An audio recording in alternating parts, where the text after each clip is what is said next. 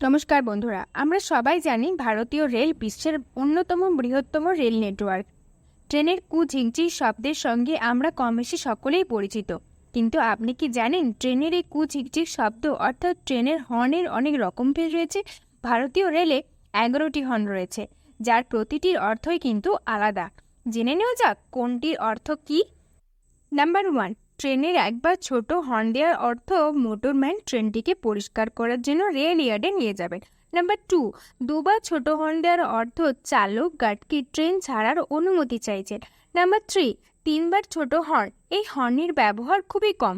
তিনবার কম সময়ের জন্য হর্ন বাজলে বুঝতে হবে মোটরম্যান ইঞ্জিনের প্রতি নিয়ন্ত্রণ হারিয়েছেন এবং গার্ডকে ব্রেক কষে ট্রেন থামাতে হবে। নাম্বার 4, 4 বা ছোট হর্ন, এই ধরনের হর্নের অর্থ ট্রেনে কোনো যান্ত্রিক গোলযোগ হয়েছে, তাই ট্রেন আর যাবে না। নাম্বার 5, একবার লম্বা হর্নের পর ছোট হর্ন, এই হর্নের মাধ্যমে চালক মোটরম্যানকে ব্রেক পাইক সিস্টেম সেট করতে বললেন। নাম্বার 6, দুবার লম্বা হর্নের পরে দুবার ছোট হর্ন, এই হর্নের অর্থ হলো চালক গার্ডকে ইঞ্জিনের নিয়ন্ত্রণ নিতে বলছেন। নাম্বার 7, একবার টানা হর্ন বাজলে যাত্রীদের বুঝতে হবে যে ট্রেনটি কয়েকটি স্টেশন আর থামবে না। নাম্বার 8, থেমে থেমে দুবার হর্ন, এই হর্নের অর্থ লাইন পারাপার যিনি করছেন তাকে জানানো যে ট্রেনটি না থেমে সোজা বেরিয়ে যাবে।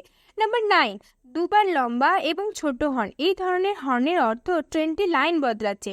নাম্বার 10, দুবার ছোট হর্নের পরে লম্বা হর্ন, এই হর্নের অর্থ হলো দুটি অর্থ হয়, গার্ড ব্রেক করছে বা কোনো যাত্রী চেন টেনেছেন। নাম্বার 11, সবার ছোট হর্ন, এই হর্নটির অর্থ ট্রেনটি বিপদে আটকে গিয়েছে।